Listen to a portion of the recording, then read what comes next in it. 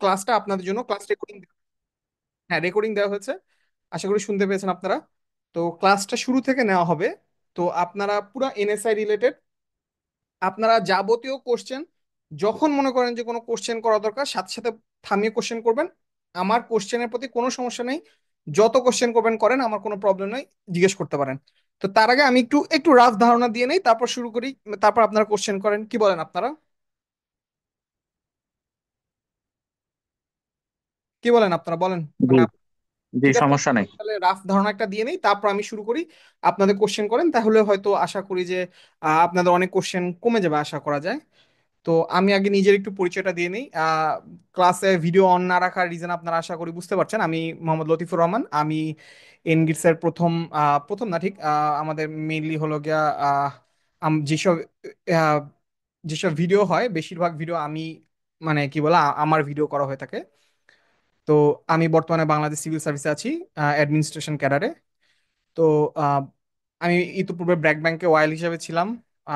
MBA থেকে করতেছি IBA থেকে, আর হলো গিয়া বুয়েট থেকে আমার ব্যাচেলার্স করা। ওকে, এবার আমরা চলে যাই পরবর্তীতে। আমার হালকা পরিচয় দিলাম।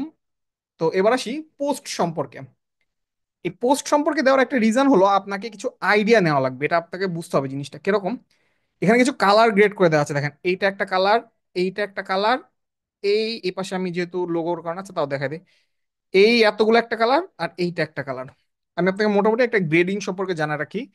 বাংলাদেশের হিসাবে 1 থেকে 9 গ্রেডটাকে বলা হয় প্রথম শ্রেণী। ঠিক আছে। 10 থেকে 13 এটা হলো দ্বিতীয়। আর 13 থেকে মোটামুটি 16, 16 বা 19, মোস্ট 19 মনে হয়। আমি আমি এটা একটু কনফিউজ, 16 বা 19 আমি এক্স্যাক্টলি মনে নাই, এটা একটু দেখে নিতে হবে। এটা হলো তৃতীয়। আর এর পরে যেগুলো আছে 20 থেকে 24, এটুকু আমি শিওর যে এটা হলো চতুর্থ শ্রেণী। হুম।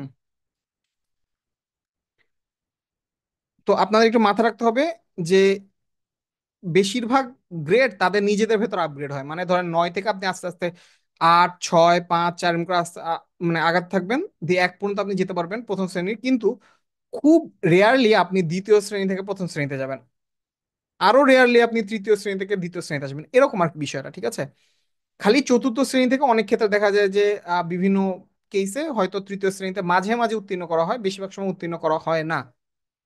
কথাটা বোঝা গেছে? তো সেই হিসেবে এটা হলো ফার্স্ট গ্রেডের যে সব জব ছিল, প্রথম শ্রেণী, দ্বিতীয় শ্রেণী, তৃতীয় শ্রেণী, আর এই একটা জব আছে চতুর্থ শ্রেণী। এই এই পার্টটুকু সবাই বুঝতে পেরেছেন কি, যে আমি কেন ওই জিনিসটা দেখালাম? এখানে যদি জি। কোনো কোশ্চেন থাকে করতে পারেন।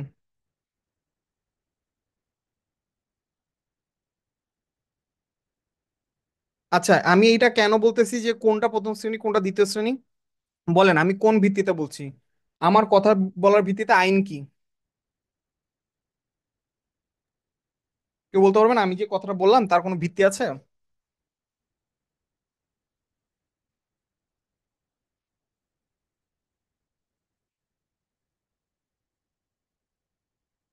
আচ্ছা, আমার কথা বলার ভিত্তি হলো, আপনারা যাদের কাছে এনএসআই এর নিয়োগ বিজ্ঞপ্তিটা আছে তারা দেখে নেবেন।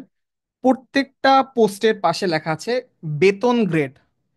বেতন গ্রেড লেখা আছে, যেমন ধরেন যে সহকারী পরিচালক, এখানে সরাসরি লেখা আছে, দেখবেন বেতন গ্রেড হয়ে গেল।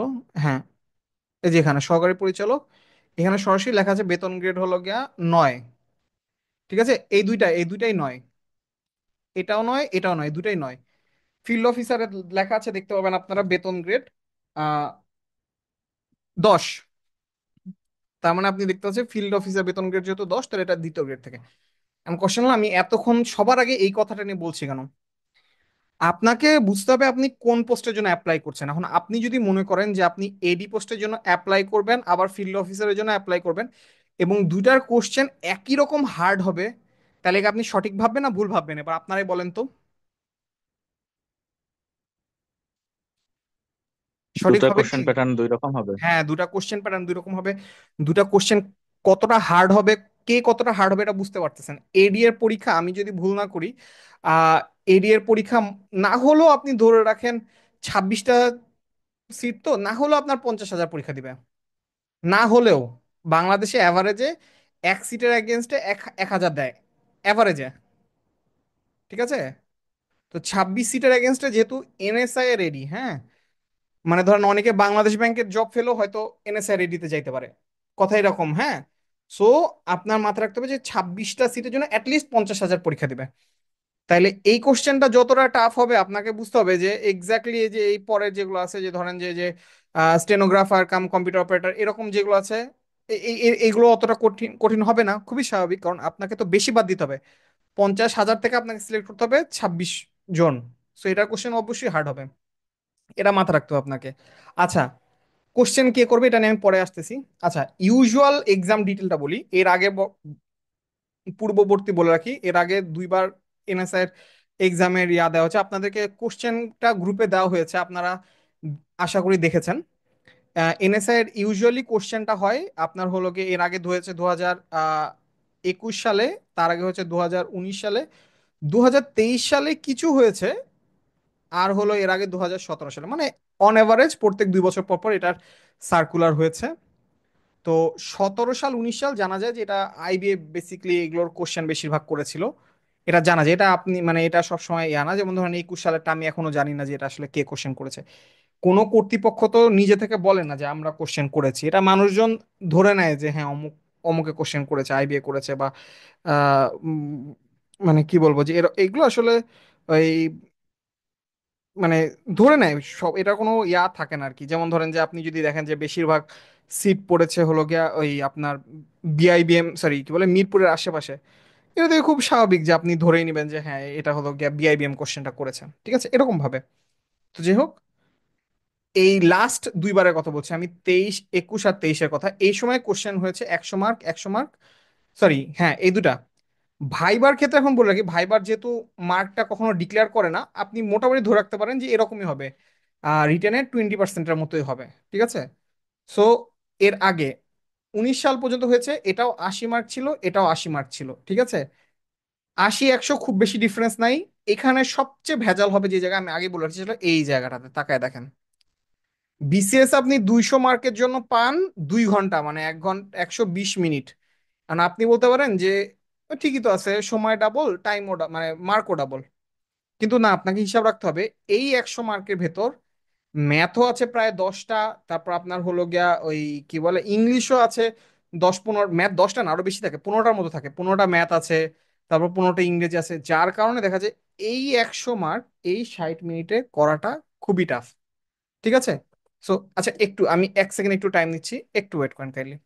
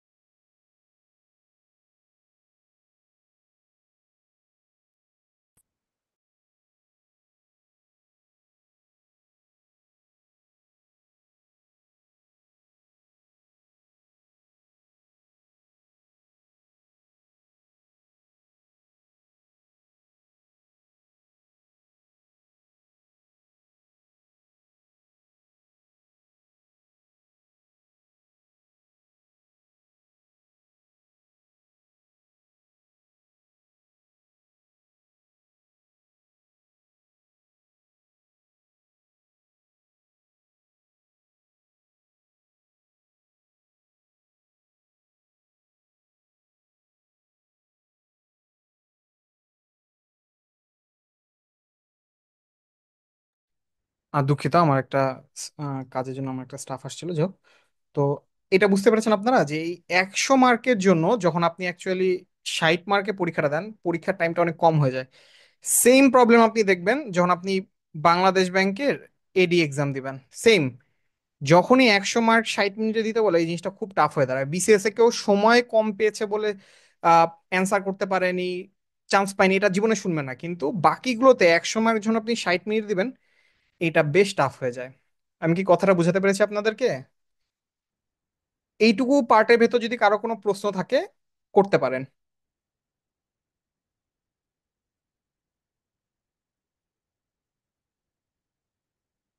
আচ্ছা, যদি কারো কোশ্চেন নাই বলে আমি ধরে নিচ্ছি। আচ্ছা, আপনারা কি শুনতে পাচ্ছেন রাইট আমার কথা? জি, শোনা যাচ্ছে। আচ্ছা, শোনা যাচ্ছে, এবার আমি চলে যাই। এবার আমি বইয়ের সম্পর্কে বলে রাখি। আমি আপনারা যে আমার ভিডিওগুলো দেখেছেন, আমি সবগুলোতে মোটামুটি দুইটা বইয়ের কথা বলেছি আশা করি। আপনি এনএসআই এর যে কোনো একটা জব এক্সাম বই কিনতে পারেন। আমি বাজারে দেখলাম ক্যাম্পাস এই বইটাও ভালো করেছে। আরেকটা বই আমি কিনলাম কোনটা, দিগদর্শন। হ্যাঁ, এই দিগদর্শন, এই দুটো বই দেখলাম যে এই দুটো বই ভালো ছিল। আর আরেকটা আমি আগের বছর আমি নিজে দিয়েছিলাম, তখন রেসেন্ট প্রকাশনের একটা ছিল। তো এইবারের বইটা আমার কাছে অতটা ভালো লাগলো না, আমি নিজে পড়ার সময় এটা কিনেছিলাম। তো এই ক্যাম্পাস দিগদর্শন রেসেন্ট এগুলো একটা যে কোনো একটা আপনি কিনতে পারেন, অবশ্যই এই একটা বই লাগবেই। হ্যাঁ, এই বইটার কোনো মাফ নাই। কারণ আপনি যে পরীক্ষায় দেন, হ্যাঁ, সেটা বাংলাদেশ ব্যাংক হোক, সেটা বিসিএস হোক, সে এনএসআই রেডি হোক, যে পরীক্ষায় দেন, আপনার প্রথম কাজ হবে পাস্ট কোশ্চেন। তো পাস্ট কোশ্চেন যেহেতু ধরেন যে এনএসআই এর পাস্ট কোশ্চেন অন্যান্য বইগুলোতে না থাকতে পারে, হ্যাঁ, ইভেন ধরেন যে আপনি জব এক্সামের যেসব মোটা মোটা বই আপনারা দেখবেন যে ফোনিম, আমি যতদূর জানি ফোনিম অথবা ক্র্যাক, এই দুইটা কোম্পানির একটা কোম্পানি, আমি ঠিক মনে নেই কোনটা, যে কোনো একটা এরকম মোটা একটা বিশাল বড় এরকম মোটা একটা বই আছে। ঠিক আছে, এরকম মোটা বই ওগুলো তো না থাকতে পারে, কারণ এগুলো খুব স্পেশালাইজড কিছু এক্সামের কোশ্চেন। তারপর ধরেন যে অনেকগুলো কোশ্চেনের ভিতরে আপনি খুঁজে নাও পেতে পারেন, কারণ এটা বললাম তো, এইবার যেমন ধরেন যে এবারও বোধহয় এনএসআই লিখেছে কিনা আমি জানি না, আমাদের সময় এটা সরাসরি লেখা ছিল যে প্রধানমন্ত্রী কার্যালয়ের অধীন নিয়োগ। হ্যাঁ, এটা খুব স্বাভাবিক, মানে সিকিউরিটি ইন্টেলিজেন্সের সরাসরি নিয়োগের বিজ্ঞপ্তি দেওয়ার কথাও না। যাই হোক, তো এরকম একটা বই আপনি কিনে নিতে পারেন। এবার রেগুলার পড়ালেখার জন্য আপনাকে যেটা করা লাগবে, ধরেন আপনি যে কোনো একটা টপিক পারেন না, তার জন্য এমপি3 বাংলা আমি সাজেস্ট করি, অথবা অগ্রদূত যেটা কিনেন। আমি English for competitive exam suggest করি। আপনি মাস্টার যদি আপনি পড়েন, ঠিক আছে, এটাও পড়তে পারেন। হ্যাঁ, মাস্টার বইটা খায়রুল বেসিক, শাহিনস ম্যাথ, বা আদার যদি কোনো ম্যাথ বই থাকে, যেমন আমার বোন একটা পছন্দ করতে চান, কিনোর নাম ম্যাথ ম্যাজিক মনে হয়, আমার ঠিক মনে নাই, পালবি ভাইয়ের ম্যাথ ম্যাজিক, ওটা দেখতে পারেন। এমপি3 আপনি বাংলাদেশ বিষয়াবলী, বাংলাদেশ অ্যাফেয়ার্স, তারপর হলো কি ইন্টারন্যাশনাল অ্যাফেয়ার্স, এটা দেখতে পারেন। আমি একটু সাজেস্ট করি, যদিও এটা রেকর্ডেড ক্লাস, কিছু কিছু বই আছে খুবই মোটা এবং অনেক তথ্যবহুল, ওরকম বই না পড়াই সাজেস্ট করি। মানে বিশেষ করে এই টাইপের বই যেগুলোতে ধরেন যে বাংলাদেশ অ্যাফেয়ার্স, ইন্টারন্যাশনাল অ্যাফেয়ার্স, এরকম জিনিসপাতি খুব বেশি তথ্যবহুল বানিয়ে রেখেছে, এরকম বই না পড়ার আমি সাজেস্ট করি। আপনার যেটা ইচ্ছা আপনি পড়তে পারেন। আর কম্পিউটার আর আমি আইসিটির জন্য সাজেস্ট করি আপনি এটা বাদে আরেকটা পড়তে পারেন, ইজি মনে হয়, ইএসওয়াই, ইজি। এই দুটোই ভালো, খারাপ না, আপনি যে কোনো একটা আপনার যেটা পছন্দ সেটা পড়তে পারেন। আচ্ছা, এডি কি ইংলিশে কোশ্চেন হবে? আচ্ছা, না, এবার এবার এটা নিয়ে কথা বলে রাখি আমি, যে এই- দাঁড়ান এক সেকেন্ড। হ্যাঁ, এডি, এই এনএসআই এর এডি কোশ্চেনটা আমি বেশিরভাগ দেখেছি এর আগে বাংলায় কোশ্চেন হয়। এখন বাংলায় বলতে আপনি যদি মনে করেন ইংলিশ কোশ্চেনটা বাংলায় হবে তা না, বাংলা কোশ্চেন বাংলায় হবে, জিকে কোশ্চেনটা বাংলায় হবে, তারপর কম্পিউটার কোশ্চেনটা বাংলায় হবে। এই তো এগুলো, ম্যাথটাও হয়তো বাংলায় হয়, কিছু কিছু ম্যাথ ইংরেজিতে। যেমন আপনি যদি মনে করেন যে আপনাকে অ্যালজেব্রাটা বাংলায় দিবে, এটা তো না, অ্যালজেব্রা তো এমনি ইংরেজিতে দিতে হয় বেশিরভাগ ক্ষেত্রে। আচ্ছা, যাই হোক, তাও ধরেন যে যে ওই দু একটা, এটা এক্স কি এরকম ভাবে বলতে পারে, হোয়াট এভার, ইংলিশ তো অলওয়েজ ইংলিশ তো হয়। আমি বেশিরভাগ যেগুলো পাস্ট কোশ্চেন দিয়েছি, আপনারা আপনাদের ওই যে গ্রুপগুলোতে শেয়ার করা হচ্ছে পাস্ট কোশ্চেন, আপনারা ওই পাস্ট কোশ্চেনগুলো একটু চেক করে নিয়েন। বেশিরভাগই কোশ্চেন আমি দেখেছি ইংরেজি কোশ্চেনটা ইংরেজিতে, বাকি সবগুলো বাংলায় করা। বাংলাদেশ ব্যাংকের কোশ্চেনটা ইংরেজিতে হয়, এটা মাথায় রাখবেন। বাংলাদেশ ব্যাংকের এডি যে পরীক্ষাটা, ওইটাতে কোশ্চেনটা ইংরেজিতে করা হয়। ঠিক আছে। আচ্ছা, এবার আসি বাংলার বাংলার ক্ষেত্রে কিছু কমন টপিক আমি ধরে গেছি, আবার বলতেছি। এখানে ধরেন 11টা টপিক আছে, হ্যাঁ, আমি আপনাকে লিখে দিতে পারি এই 11টা টপিক থেকে আপনি পড়লে মোটামুটি আপনি ধারণা করতে পারেন যে আপনি 11টার ভেতর আহ 7 থেকে 8 মার্ক পাবেন। হ্যাঁ, আমি ধরে নিচ্ছি বাংলা 15 মার্কের কোশ্চেন হবে। হ্যাঁ, 7 থেকে 8 মার্ক, এর বাহিরেও অনেকগুলো কোশ্চেন আসবে, আপনি বুঝতে পারবেন না। যেমন ধরেন যে আমি বলে রাখি, বাংলা ভাষার ইতিহাস উৎপত্তি, এটা নিয়ে, এটা খুব কমন একটা টপিক। ভাষার স্তরভেদ জানেন আপনারা। বানান বিধিয়ে বাক্য গঠন, এটা একটু বেশ টাফ হয়ে দাঁড়ায়, কারণ ধরেন যে অনেক ক্ষেত্রে আপনি আহ, বানান, যেমন আমি নিজে বানান ভুলটা ধরতে পারতাম না, এটা আমার জন্য একটু সমস্যা হতো। আপনি এগুলো একটু দেখে রাখলেন। বাক্য পরিবর্তন, সরাসরি এটা আসে, কখনো কখনো আসে বাক্য কোন ফরম্যাটে আছে, সরল বাক্য, জটিল বাক্য, যৌগিক বাক্য, কোনটা ব্যবহার করে বাক্য জটিল যৌগিক করা হয়, এই টাইপের কোশ্চেন। কমন কোশ্চেন হলো যে এগুলো, এগুলো হলো কমন কোশ্চেন। অ্যাড করা হয়নি একটা কমন কোশ্চেন, সমাস কমন কোশ্চেন থাকে, এই যে বিপরীত শব্দ, সমার্থক শব্দ, প্রকৃতি প্রত্যয় পড়তে হবে আপনাকে, সন্ধি বিচ্ছেদ, তারপর বাগধারা। আরেকটা জিনিস মাথায় রাখবেন, কারক। হ্যাঁ, এটা যদিও আপনার হলো গিয়ে ওই ইয়াতে থাকে, বিসিএস এ থাকে না কারক, বাট স্টিল আপনার কারক কিন্তু এনএসআই এর জন্য ইম্পর্টেন্ট হবে।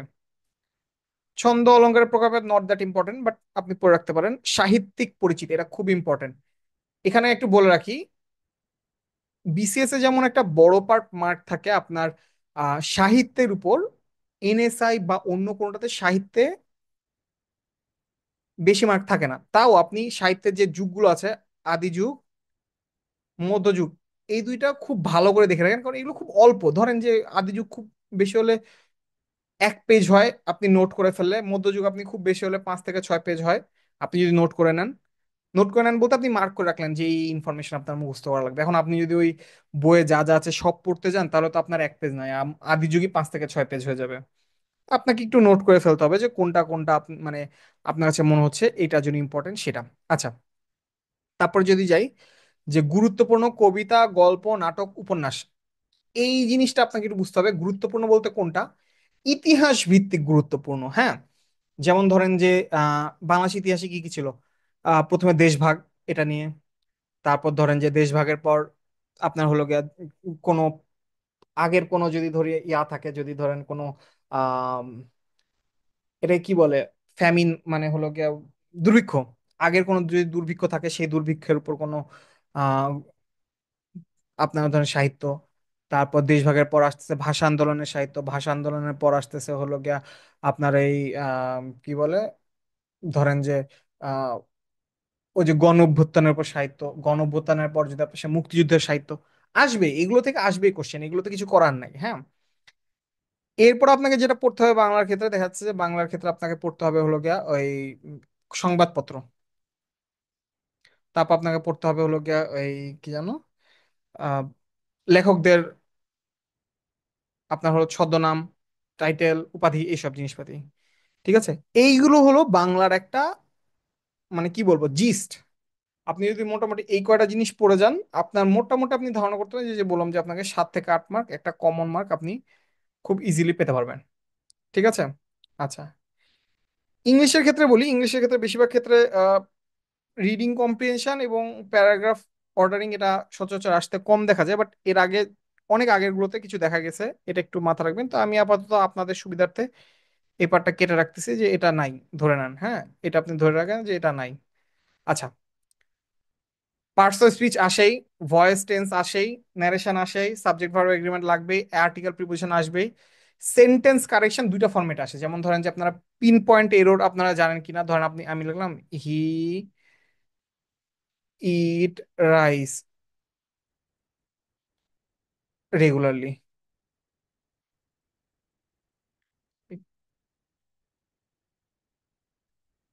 হি ইট রাইস রেগুলারলি।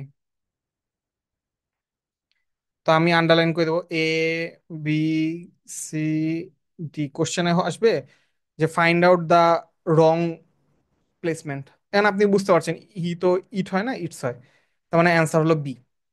এইরকম ফর্মেটেও আপনার হলো গিয়া সেন্টেন্স কারেকশন আসতে পারে, অথবা আপনাকে ডিরেক্ট এরকম হি এরকম করে আন্ডারলাইন দিয়ে দিয়ে আপনাকে অপশনগুলো দিল যে he eats rice, he eat rice, এরকম অনেকগুলো অপশন দিতে পারলো। এরকম আসে কিছু কোশ্চেন। ট্রান্সফরমেশন অফ সেন্টেন্স থেকে অবশ্যই কোশ্চেন আসে। ভোকাবুলারি খুবই ইম্পর্টেন্ট। এনএসআই এর এডির জন্য যদি 2 মার্কের ভোকাবুলারি আসে, আমি সেই হিসাবে বলবো যে বিসিএস এর 2 মার্কের চেয়ে এনএসআই এর 2 মার্কের ভোকাবুলারি অনেক বেশি ভ্যালু রাখে। আর যেহেতু আপনাকে অন্যান্য জব এক্সামের জন্য ভোকাবুলারি পড়াই লাগে, আপনি তো আপাতত ধরেন যে 47 বিসিএস তো সেই জুন মাসে পড়ছে, জুন মাসের আগে তো আসছে না। তো ইন দ্য মিন টাইম আপনি ভোকাবুলারি একটু দেখে রাখতেই পারেন। ইডনস্ট্রে সব জবে লাগে, পড়তে হবে আপনাকে, ফিল ইন দ্য ব্ল্যাঙ্কস আসে। এই তো আর কি। ঠিক আছে, এই ছিল।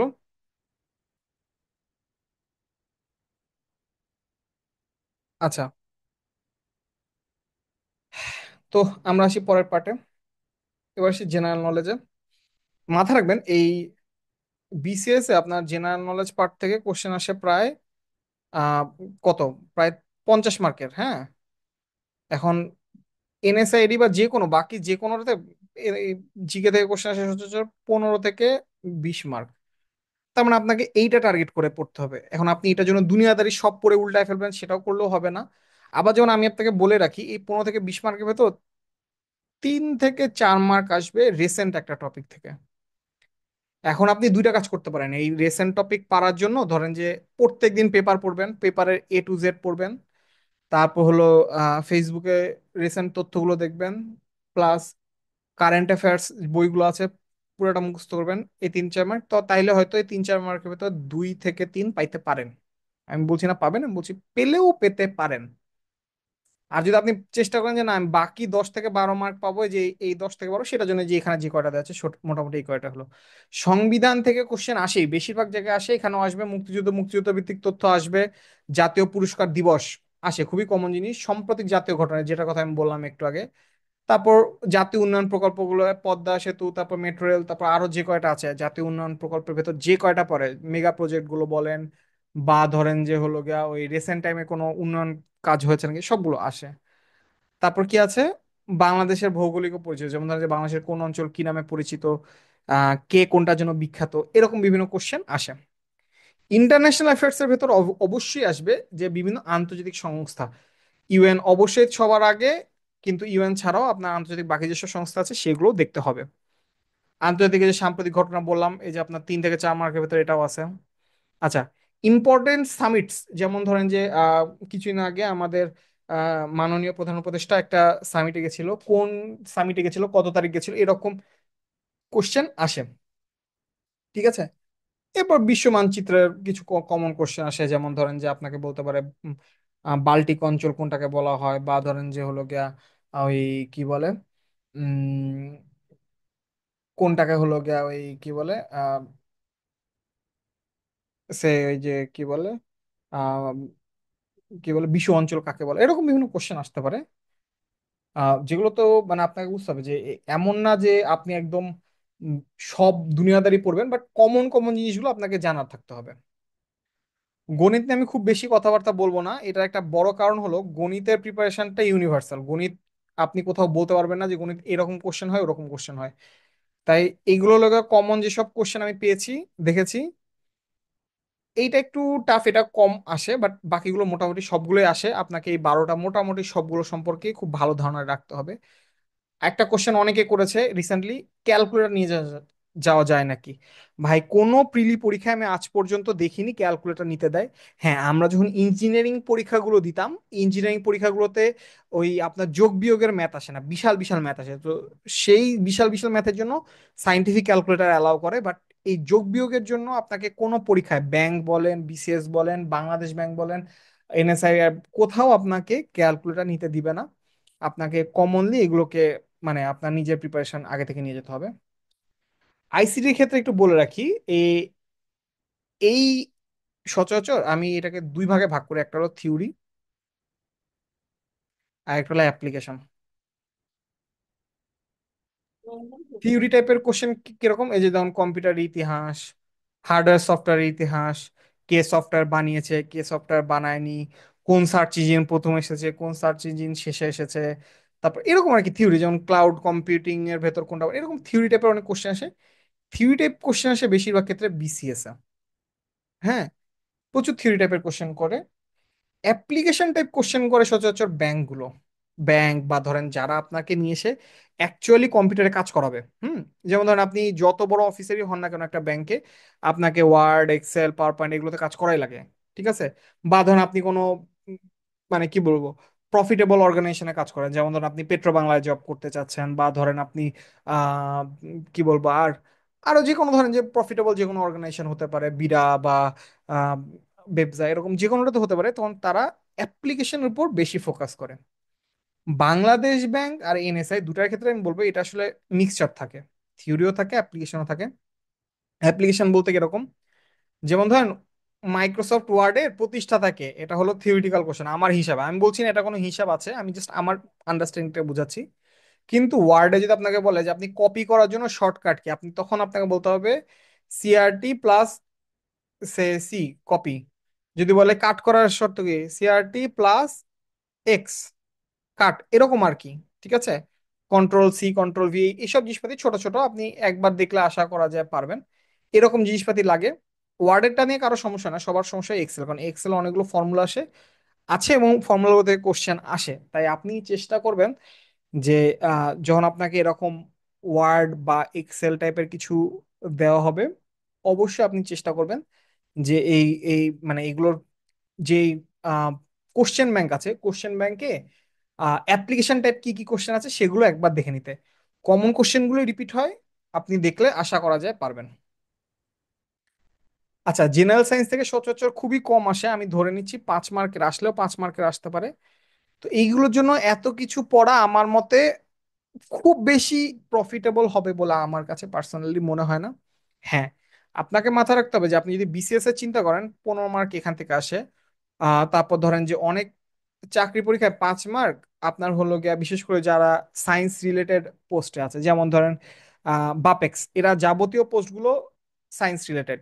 তারপর ধরেন আপনি আছেন কোথায়, আপনি আছেন হলো গিয়া পাওয়ার সেক্টরে, আপনি ডেস্কো ডিপিডিসি বেবজা, এরকম যে কোনো কিছু, বেবজা বলছি না, ডেস্কো ডিপিডিসি, ডেসা, ডেসা বলতে ডিপি কি বলে আপনার এনএসকো, ডাব্লিউজেডপিসিএল, এরকম এগুলো কোনটাতে অ্যাপ্লাই করছেন, তখন এখানে অ্যাটলিস্ট 5 মার্কের হলেও আপনার সায়েন্স থাকবে। তো ওই সায়েন্সটা যেহেতু আপনাকে পড়াই লাগছে, আপনি এখানে দেখে রাখলেন যে যদি 5 মার্কের এই 5 মার্ক তো ধরা কোশ্চেন, মানে এইটা পারলে আপনার মার্ক, হয় আপনি পারবেন না হলে পারবেন না, মানে এমন হবে না যে আপনি পারেন বা পারেন না মাঝখানে, এরকম হবে না। তো এরকম আপনি যদি একটু দেখে রাখেন, আপনার জন্য বেশ ভালো একটা প্লাস পয়েন্ট হবে বলে আমার মনে হয়। তাই আপনি একটা ওভারঅল দেখতে পারেন। এখন এই ওভারঅল দেখার জন্য আপনি কি করতে পারেন, আমি যদি ওর পাশে বইটা সাজেস্ট করি নাই, আপনি আহ, আমি পার্সোনালি এগুলোর জন্য আলাদা করে বই পড়ি নাই, এটার পার্সোনাল রিজন একদমই, কিন্তু আপনি MP3 যেটা হলো গিয়ে আপনার ওই সায়েন্স বই আছে, এটাও ভালো, এটা পড়তে পারেন। আর হলো আছে অ্যাসুরেন্সেরটাও আমি দেখেছি অনেকে পড়তে, এটাও পড়তে পারেন, যে কোনো একটা নিয়ে আপনি পড়তে পারেন। ঠিক আছে, এগুলো ও আচ্ছা, যেটা করবেন না সেটা হলো 9-10-এর একটা ওই কি বলে, ওই ফিজিক্স বই, একটা কেমিস্ট্রি বই, একটা বায়োলজি বই নিয়ে পড়া শুরু করবেন না, ওটা করবেন না। ঠিক আছে, আপনার কাছে এত সময় নাই, কারো কাছে নেই এখানে। যে বলবেন যে এটা আমার প্রথম পরীক্ষা, তার কাছেও এত টাইম নাই যে হলো গিয়ে ওই 9-10 আর ইন্টারের এই পদার্থ, রসায়ন, গণিত নিয়ে এখন বসে যাবেন যে আমি এগুলো করব। এই কাজ করবেন না, 9-10 ইন্টারের কোনো বই নিয়েই বসে যাবেন না, আগেই বলে দিচ্ছি, হ্যাঁ। অনেকে আপনাকে বলো যে হ্যাঁ বেসিক করার জন্য আগে ওগুলো করতে হবে।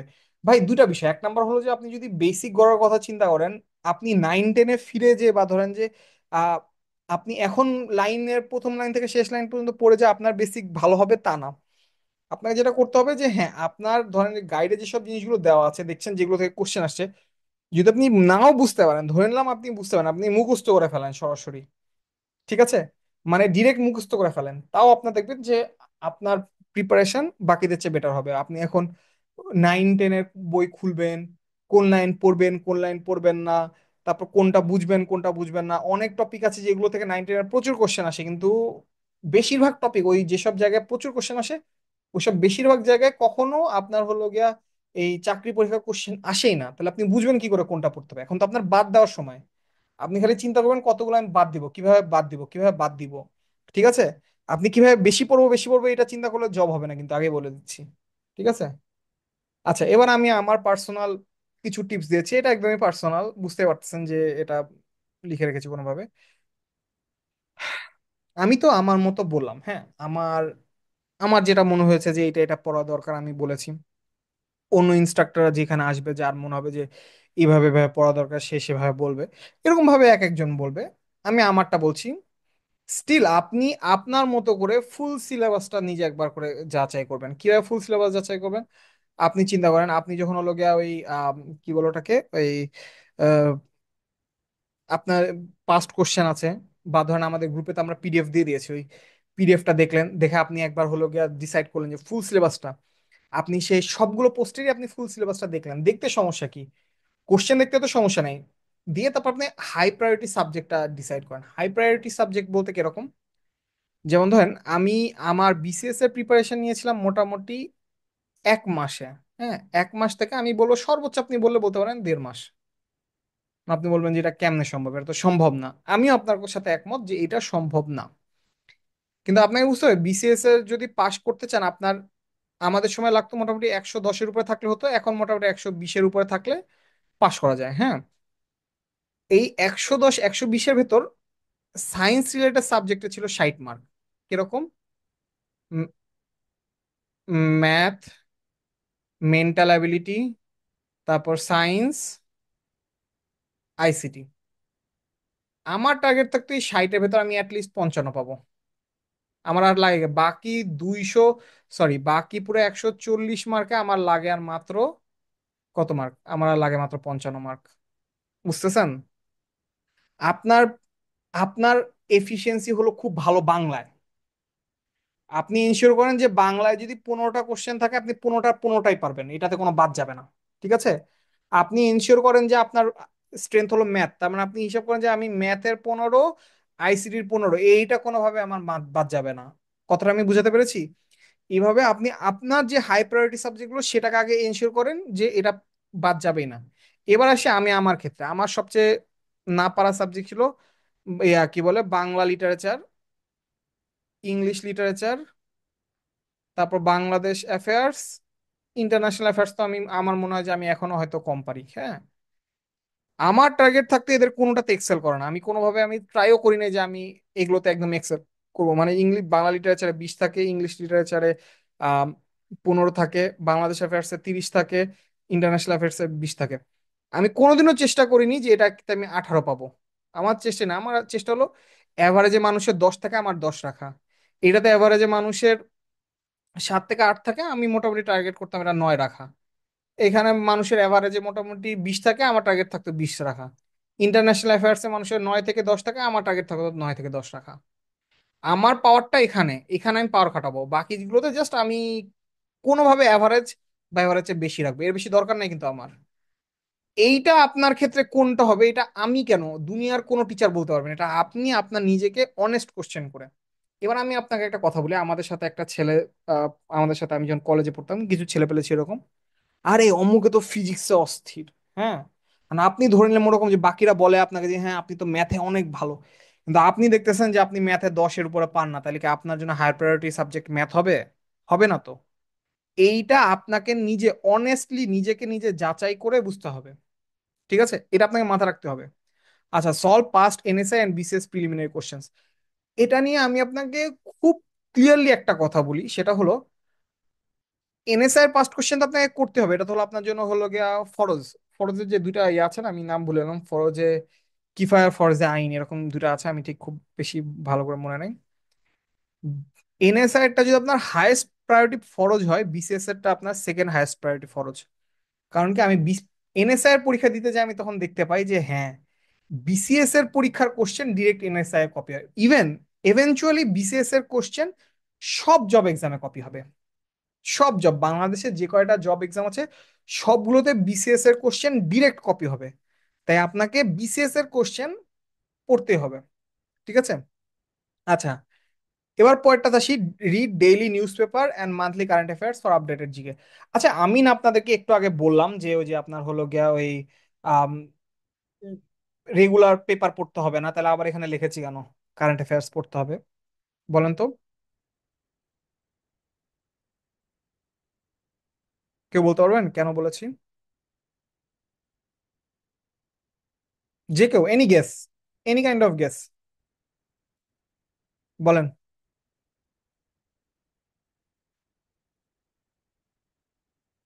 নাকি হুদাই আমি রিসেন্ট হ্যাঁ বলেন বলেন। ধারণা রাখার জন্য, গুলা থাকে রিসেন্ট প্রত্যেক অ্যাফেয়ার সম্বন্ধে ধারণা রাখার জন্য।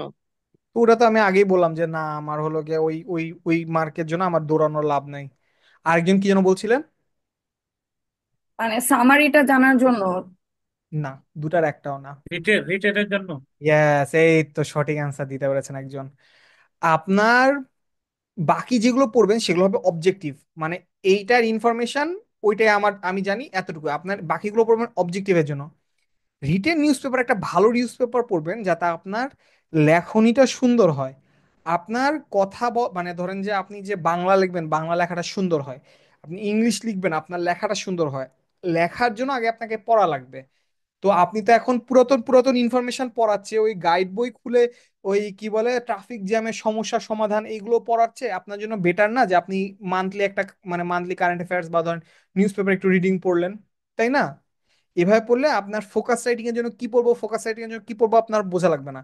যে টপিকটা দেখবেন যে নিউজ পেপারের এডিটোরিয়াল বা ওপিনিয়নে 2 বার থেকে 3 বার আসতেছে, মানে বুঝে নেবেন যে ওটাই সবচেয়ে ইম্পর্টেন্ট ফোকাস। ঠিক আছে, এর বেশি কিছু না। ম্যাথ, ইংলিশ, বিশেষ করে ইংলিশের গ্রামার পার্টটা রেগুলার প্র্যাকটিস করতে হবে, এটা কোনো অপশনই নেই। মানে আপনি ভাববেন যে না আমি ইংলিশ পারি, আমি বুঝি, আমার আর প্র্যাকটিস করার দরকার নেই, এই অপশনই নাই। ঠিক আছে। আচ্ছা, আমি সাজেস্ট করি মক টেস্ট আপনি হলো গিয়া প্রত্যেক উইকে দেন, উইকে না পারলে প্রত্যেক দিন দেন। ঠিক আছে। আমরা অলরেডি মক টেস্টের পিডিএফ দেইনি না, মক টেস্টের পিডিএফটা এখনো দেওয়া হয়নি। মক টেস্টের পিডিএফ দু একদিনের ভেতর চলে আসবে গ্রুপে। তো হলো গিয়া ওই যে যারা কোর্সের গ্রুপটাতে আছেন আর কি, ওই ওই গ্রুপে পেয়ে যাবেন আশা করা যায়। আপনি ওগুলো ছাড়াও আপনার যদি মনে হয় যে না আমি আরো দু তিনটা বই কিনবো, বিশেষ করে আপনার যদি মনে হয় যে আমি বিসিএস এর একটা মক টেস্টের বই আপনি কিনে প্র্যাকটিস করতে পারেন। মক টেস্টের কোনো মানে বিকল্প নেই আসলে। ঠিক আছে। কারণ আপনাকে মাথায় রাখতে হবে এই এনএসআইও কিন্তু 0.25 নেগেটিভ মার্কিং আছে, বিসিএস এ তো 0.5 থাকে, এখানে একটু কম বাট আছে তো, তাই না? এটা মাথায় রাখতে হবে আপনাকে। আচ্ছা, আমি এই কথাটা একটু বলে রাখি, trusted guide book and make notes, make short notes. এটার কারণ কি, ধরেন যে আপনাদেরকে আমি যতই বলি এরপর আপনারা কিছু এমন বই কিনবেন যেগুলো এইরকম এইরকম মোটা। হ্যাঁ, এখন এত মোটা বই আপনি পড়ে পরীক্ষার আগের দিন রিভিশন দিতে পারবেন না। ঠিক আছে। তাই আমি বলি যে আপনি ছোট করে নোট করে রাখেন। এখন নোট আপনি দুই ভাবে করতে পারেন, ওই গাইড বোর্ডের ভেতর দাগায় দাগায় দাগায় দাগায় আপনি নোট করতে পারেন, অথবা আপনি একটা খাতায় লিখতে পারেন। আমার কিছু কিছু জিনিস খাতায় লেখা ছিল, কিছু কিছু জিনিস গাইডে দাগানো ছিল। যে যেমন ধরেন যে আমি যে গ্রুপে ওই কি বলে কোর্সের গ্রুপে যে আমার কিছু পিডিএফ দিয়েছি ওগুলো আমার দাগানো, ওটা বইয়ে যেটা দাগানো সেটাই আমার নোট, ওটা আমি আলাদা করে দাগাই মানে কি বলে আলাদা করে পড়ি নেই। ঠিক আছে। আর আপনি কোনটা পারেন পারেন না এটা আপনার চেয়ে তো ভালো কেউ বলতে পারবে না। তাই আপনার নোট আপনাকে পড়তে হবে, আমার নোট আপনি পড়লে হবে না, এটা মাথায় রাখতে হবে। আপনি হয়তো জানেন যে ধরেন যে আমি একটা যেমন উদাহরণ দিই, আমি মেডিকেল অ্যাডমিশন টেস্ট দিচ্ছিলাম রাজশাহীতে বসে। তা আমাদের সময় মেডিকেল অ্যাডমিশন টেস্টে একটা প্রশ্ন ছিল, কুয়াকাটা কোন জেলায় অবস্থিত। আ- এবার আমি আপনাকে একটা জিনিস রিভাইজ করে দিই। আমি মেডিকেল অ্যাডমিশন টেস্ট দিচ্ছি রাজশাহী মেডিকেলে বসে, কোশ্চেন আসছে কুয়াকাটা কোন জেলায় অবস্থিত। আমি তখনই কোশ্চেন থেকে হাসতেছি যে আমার এই হলে সবাই দাগাবে বরিশাল, কারণ রাজশাহীর মানুষের কাছে এখনো মনে হয় যে কুয়াকাটা বরিশাল জেলায়। ঠিক আছে। কারণ রাজশাহী থেকে বরিশাল আসতে হয়, তারপর হলো গিয়ে কুয়াকাটা, এখনো কুয়াকাটা যেতে হলে আগে রাজশাহী থেকে বরিশাল আসতে হয়। হ্যাঁ, সবাই দাগাইছে। এখন ওই যে আমি বরিশালে থেকেছি বলে আমি জানতাম যে কুয়াকাটা হলো পটুয়াখালী জেলায়। হ্যাঁ, এখন আপনি যেই জেলায় আছেন, আপনি যে জেলা সম্পর্কে জানেন, সেই নোটটা আপনি জানবেন, তাই না? আচ্ছা, গ্রুপে জয়েন করেছি বলে বলেছেন। আচ্ছা, এখানে একটু বলে রাখি আমাদের দুইটা গ্রুপ আছে। একটা হলো এই কি বলে আমাদের ডিসকাশন গ্রুপ, আর একটা হলো আমাদের কোর্সের গ্রুপ। কোর্সের গ্রুপটাতে এগুলো দেওয়া হয়েছে, ওইটা মিডিয়াতে আপনাদের পেয়ে যাওয়ার কথা।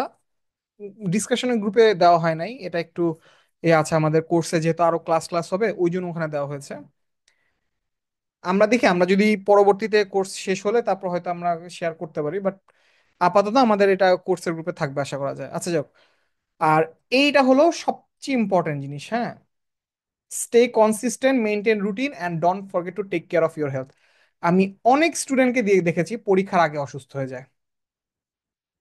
আপনি মনে করলেন যে না পরীক্ষার আগে আমি 18 ঘন্টা করে পড়বো, পরে আমি উল্টাই দিব, পারবেন না। তাই পরীক্ষার আগে আপনি কন্টিনিউয়াস চেষ্টা করেন যে আপনার যদি এখন জব না থাকে, আপনি কন্টিনিউয়াস 10 ঘন্টা পড়ার অভ্যাস করেন, নাহলে 8 ঘন্টা পড়ার অভ্যাস করেন, এবং পরীক্ষার আগের দিন পর্যন্ত আপনি 8 ঘন্টাই পড়বেন, আপনি এর বেশি পড়বেন না। মোর দেন এনাফ। কথাকে আমি বুঝাতে পেরেছি? তো এইগুলো ছিল হলো কমন একটা টিপ। এবার আপনি যদি আপনাদের যদি এই টপিকগুলোর উপর যে কোনো কারো কোনো কোশ্চেন থাকে, অবশ্যই এবার আপনারা করতে পারেন। আমি চেষ্টা করব এটা নিয়ে একটা উত্তর দিতে। How can I improve my writing বা only by reading English news paper daily, should I read the editorial part and rephrase it down on a notebook? হ্যাঁ, এটা একটা ভালো ওয়ে। আরেকটা হতে পারে, আমি যেটা সাজেস্ট করি সেটা হলো আপনার বেশিরভাগ পরীক্ষা, আচ্ছা ভালো কথা, বেশিরভাগ পরীক্ষায়, তার মানে কিন্তু এনএসআই রেডি পরীক্ষা তা না, এনএসআই রেডি পরীক্ষায় আমি দেখলাম লাস্ট কয়েকটা কোশ্চেনে অনুবাদ ছিল না। আপনাদের বেলায় অনুবাদ আসবে না এমন কোনো গ্যারান্টি নেই, আসতেও পারে অনুবাদ। বেশিরভাগ পরীক্ষায় অনুবাদ থাকে, এনএসআই এর বা আগের এডি গুলোতে ছিল না। আমি আবার বলতেছি, আপনারা আবার বলছি, আমার কথা আপনি কেন বিশ্বাস করবেন? আপনি হলো গিয়া পাস্ট কোশ্চেন দেখবেন, দেখে আপনি ইয়া করবেন। আমি নিজে টিচারদের কথায় বিশ্বাস করতাম না, আমি নিজেরটা নিজে খুঁজে বের করতাম। হ্যাঁ। আহ, তো বিষয়টা হলো এরকম। আচ্ছা, কি হয়েছে? আচ্ছা, তো আপনি ওরকম নিজে থেকে চেক করে নেবেন যে কি কি টাইপের কোশ্চেন আসে। তো বেশিরভাগ ক্ষেত্রে এনএসআই যেগুলো দেখলাম শর্ট কোশ্চেন টাইপ আসে। যেমন ধরেন হয়তো আসতে পারে এখন ইসরায়েল ফিলিস্তিন ইস্যু, সো আপনি একটা এডিটোরিয়াল দেখলেন, আপনি এটাকে শর্ট করে লেখেন, যেহেতু ওরা শর্ট কোশ্চেন টাইপ আসে, আপনি ওই টপিকটা পড়ে আপনি আপনার মতো করে একটা নোট লেখেন। এটা আপনার লেখার ওয়ে হতে পারে, বাংলায় লিখতে পারেন, ইংরেজিতে লিখতে পারেন, দুটাই প্র্যাকটিস করেন। কারণ যাবতীয় জব এক্সামে দুটাই আসে।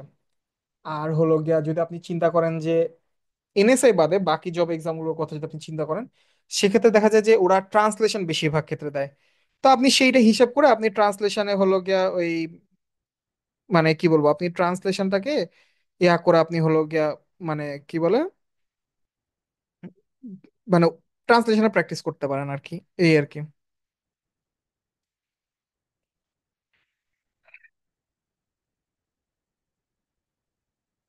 যাই হোক, এবার বলেন,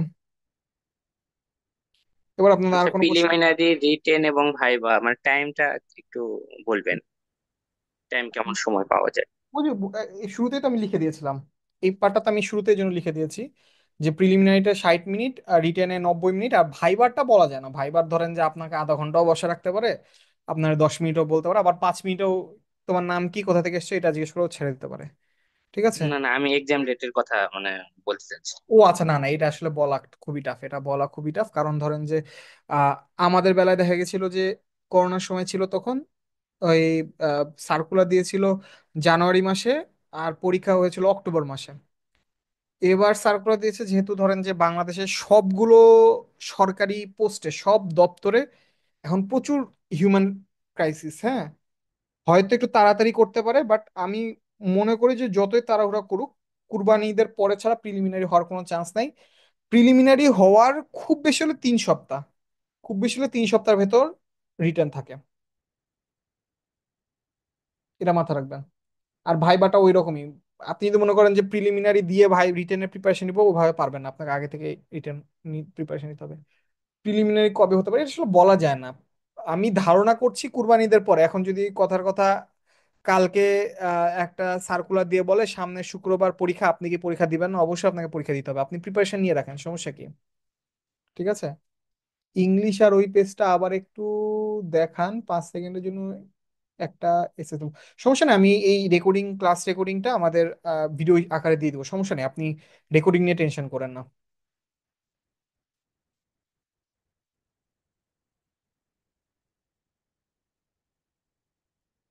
ফুল রেকর্ডিং নিয়ে ভিডিও দিয়ে দেবো, আশা করি সমস্যা হবে না।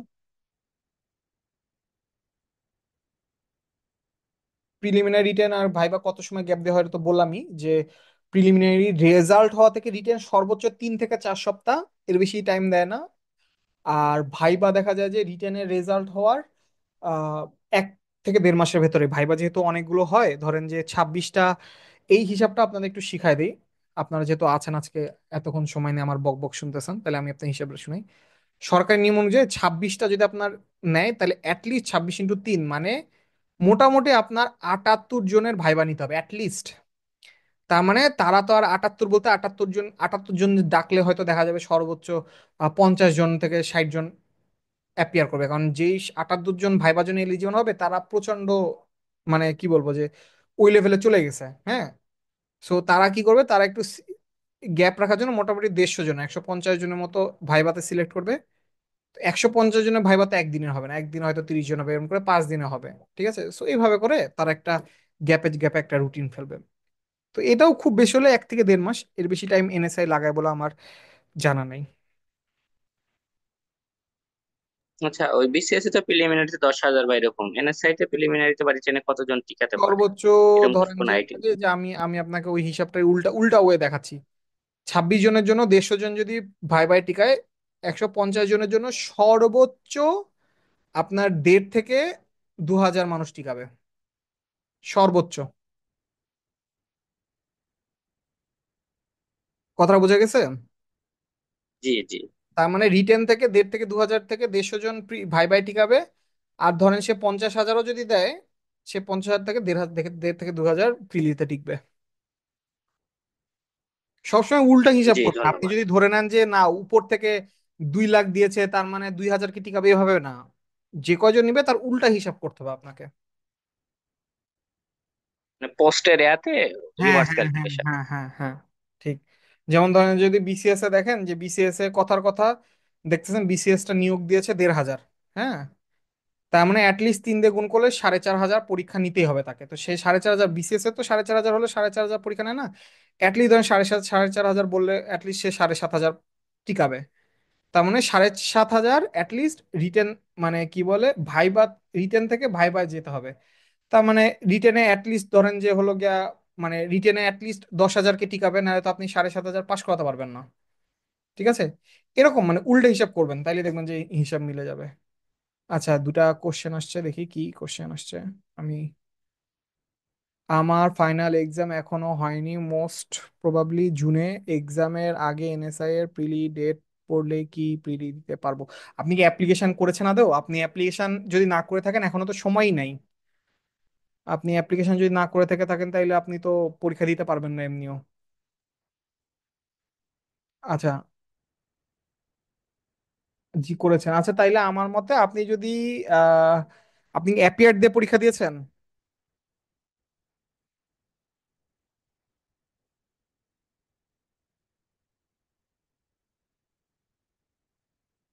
আচ্ছা, অ্যাপিয়ার দিয়ে পরীক্ষা দিয়েছেন, আমার মতে আপনি প্রিলি দেন, পারলে রিটেনও দেন। কিন্তু যদি ভাইবা দেওয়ার সিচুয়েশন আসে, আমি বলবো ভাইবা তখন আর দিয়েন না। কারণ আপনি যখন সার্টিফিকেট দিবেন, সার্টিফিকেটের উপর লেখা থাকবে এত তারিখে পাশ করেছেন। অ্যাপিয়ার্ড মানে আপনার ফাইনাল এক্সাম শেষ হয়ে গেছে। যেহেতু আপনার ফর্ম ফিল আপের লাস্ট ডেট আপনার হলো গিয়া ওই কি বলে অ্যাপিয়ার, মানে লাস্ট পরীক্ষার পরে পড়েছে, তাই আপনি কোনোভাবেই অ্যাপিয়ার দিয়ে পরীক্ষা দেন, আপনি প্রিলি দেন, রিটেন দেন। কিন্তু ভাইবা যদি দেখেন যে ভাইবা তো পর্যন্ত চলে গেছেন, খুবই টাফ, যদি টিকে টিকে যেয়ে থেকে থাকেন, আপনি ভাইবাটা দিয়েন না। এটা আমার সাজেশন হবে পার্সোনালি। আচ্ছা, অ্যাসুরেন্স পাবলিকেশনস এর বইটা কেমন হবে ফিল্ড স্টাফের জন্য? অ্যাসুরেন্সের এনএসআই এর তো আলাদা করে বই নেই। আপনি সাবজেক্ট ভিত্তিক বইয়ের কথা যদি বলেন, খারাপ না। যেগুলো, শোনেন, সাবজেক্ট ভিত্তিক বই কোনোটাই খারাপ না, যেটা আপনার কাছে ভালো লাগে সেটাই ভালো। কথাটা বুঝাতে পেরেছি? আপনার যদি দেখে মনে হয় যে না, এই এই বইটা আমার এখন পড়তে ভালো লাগছে, যেটা আপনার পড়তে ভালো লাগবে ওটাই হলো ভালো বই, এনা নিয়ে কোনো কথা নেই। আচ্ছা, ওভারওয়েট হলে কি এনএসআই এডিতে কোনো প্রবলেম হবে? ভাই আবার আপনাকে বলি, এনএসআই এডি আপনার ওই, আপনারা যদি মনে করেন যে ইয়ার মতো, যে কি বলে আপনার হলো গিয়া ওই পুলিশ বা ধরেন আর্মির মতো ওরকম কোনো জব নেই। এটা হলো গিয়ে আপনার ডকুমেন্টিং জব। ঠিক আছে, আপনি বেশিরভাগ ডকুমেন্ট নিয়ে কাজ করবেন। আপনি ওই, মানে দাঁড়ে যে যে হিসাব এনএসআই এর কাজ করবেন, এটা আপনি করবেন না। ঠিক আছে, আপনি একজন অ্যাসিস্ট্যান্ট ডিরেক্টর হবেন, তাই আপনার এগুলোতে ওয়েট, চোখের পাওয়ারের সমস্যা, এগুলো নিয়ে কোনো সমস্যা আশা করি হবে না। ওয়েট তো তারপরে ধরেন যে আপনার ওভারওয়েট যদি হয়, আপনার যদি ভাইবা হয়ে যায়, ভাই আপনার যদি এমএসআই রেডিতে হয়, আপনি ওই এমনি 1 মাস না খেয়ে আপনার 4-5 কেজি ওয়েট কমায় ফেলবেন, ওটা নিয়ে টেনশন নাই। আর তারাও আপনাকে টাইম দিবে, প্যারা নেই। এই বইটার কথা বলছি, কোন বইটা ভাই? আমি তো কোনো বই দেখতেছি না। আচ্ছা, একটা ছবি আসতেছে মনে হয়। আর কারো কোনো কোশ্চেন থাকলে আপনি আনমিউট করে আপনারা কোশ্চেন করতে পারেন, আমাদের হাতে যেহেতু সময় আছে। এনএসআই সহায়িকা, এই তো আপনি, আপনার যদি ভাই আমি আবার বলে রাখি, এটা আমি পার্সোনালি এই ফর্মুলা ফলো করতাম, আমি বলে আপনারাও এই ফর্মুলা ফলো করেন। কোন বই পড়ছেন সেটা সবচেয়ে বেশি ইম্পর্টেন্ট হলো আপনার কাছে কোন বইটা ভালো লেগেছে। আমার কাছে যে বইটা বেস্ট, সেই বইটা যদি আপনার কাছে ভালো না লাগে, আপনি পড়বেন না, শেষ। আপনার যদি এই বইটা ভালো লাগে পড়তে পারেন, অ্যাসুরেন্স প্রকাশনী বই তো খারাপ হওয়ার কথা না, পড়তে পারেন।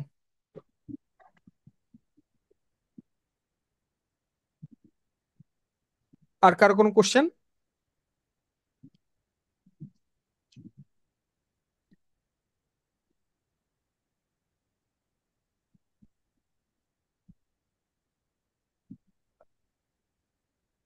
আচ্ছা, আর কারো কোনো কোশ্চেন আছে?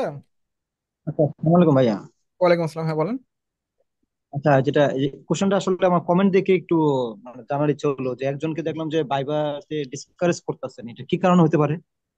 যে এপিআর দিছে, এটা কি প্রবলেম? হ্যাঁ হ্যাঁ হ্যাঁ হ্যাঁ, মানে অ্যাপিয়ার দিয়েছে, অ্যাপিয়ারের হিসাবটা আবার আবার বুঝাই। ধরেন আপনার অ্যাপ্লিকেশনের লাস্ট ডেট ছিল, ওই আমার পেন এই যে পাইছি। ধরেন অ্যাপ্লিকেশনের লাস্ট ডেট ছিল আজকে কয় তারিখ, আজকে হলো 25 তারিখ। 25/4 হলো অ্যাপ্লিকেশনের লাস্ট ডেট, কথার কথা। কিন্তু আপনার লাস্ট এক্সাম হচ্ছে হলো গিয়ে 30/4, শেষ পরীক্ষাটা হয়েছে 30/4। বেশি না, মাত্র 5 দিনের গ্যাপ। ঠিক আছে, আপনি লিগালি পরীক্ষাতে অ্যাপিয়ারও করতে পারেন না, মানে আপনি ওখানে পরীক্ষার প্রিলিমিনারিও দিতে পারেন না। কিন্তু আমাদের বেশিরভাগ ক্ষেত্রে দেখা যায় কি একটা পরীক্ষা দিলে আপনার কিছু না, জাস্ট আপনার একবার এক্সপিরিয়েন্স গ্যাদার হয়। ঠিক আছে, তা আপনি প্রিলি দেন, রিটেন দেন, কিন্তু ভাইবার সময় যে যদি বাই চান্স আপনার হয়ে যায়, তারপরে যদি এইটা দেখা যায় যে আপনি অ্যাকচুয়ালি ফেক ডকুমেন্ট দিয়ে হলো গিয়ে আপনি জয়েন করেছেন, আপনার ওইবারের চাকরি তো যাবেই যাবে, আপনি বোধহয় পরবর্তীতে আর অ্যাপ্লাই করতে পারবেন না। কথাটা বোঝা গেছে? হ্যাঁ, এখন বুঝতে পারছি। হুম। আর কারো কোনো কোশ্চেন?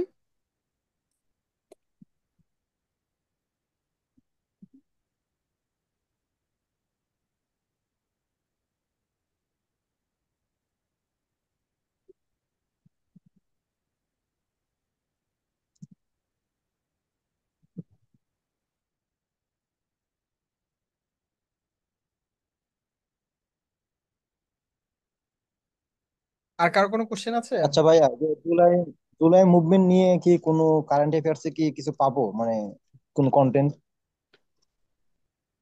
এমনি দেখতে পারেন রিসেন্ট টাইমে যেসব কোশ্চেন টোশ্চেন এইগুলো থেকে।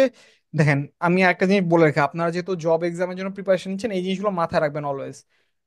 কোনো সময় কোনো সরকার চায় না পলিটিক্যাল কোশ্চেন করতে। হ্যাঁ, জুলাই মুভমেন্ট পলিটিক্যাল না, পলিটিক্যাল না এটা নিয়ে পরে কথা, বাট চেষ্টা করবে যে ধরেন যে মানে আহ এইগুলো থেকে সচরাচর বের হয়ে, কারণ অনেক টপিক আছে তো কোশ্চেন করার, তাই না?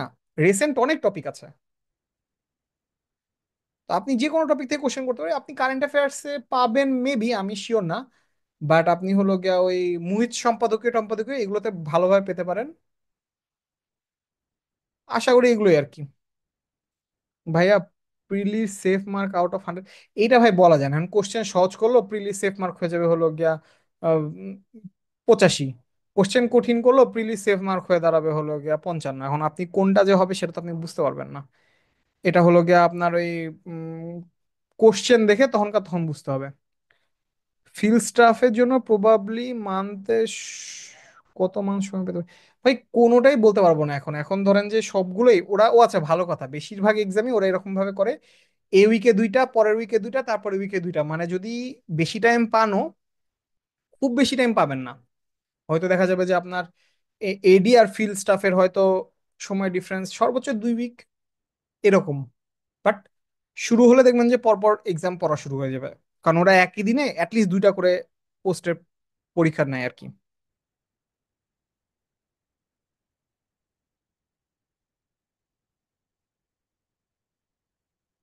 ঠিক আছে, প্রিলি কি আইবিএ নিয়ে থাকে? এর আগে নিয়েছে, এবার কে নিবে বলা যাচ্ছে না, বাট এর আগে আইবিএ নিয়েছে। ধরেন এমআইএসটিও নিতে পারে, বিউপি বিউপি নেয় না সচরাচর, বাট এমআইএসটি নিতে পারে।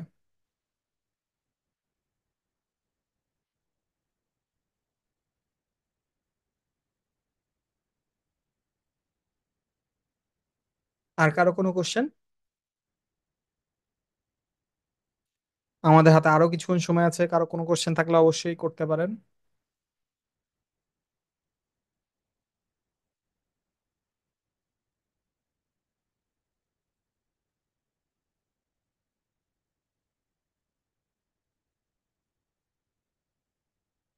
আচ্ছা, যদি আজকে আর কোনো কোশ্চেন না থাকে তাহলে হলো আমরা এখানেই শেষ করে দিব। আহ সবাইকে ধন্যবাদ এতক্ষণ ধরে আমাদের ক্লাস করার জন্য। আমি রেকর্ডিংটা অফ করে দিচ্ছি। এরপর যদি কারো কোনো কোশ্চেন থাকে তাও করতে পারেন।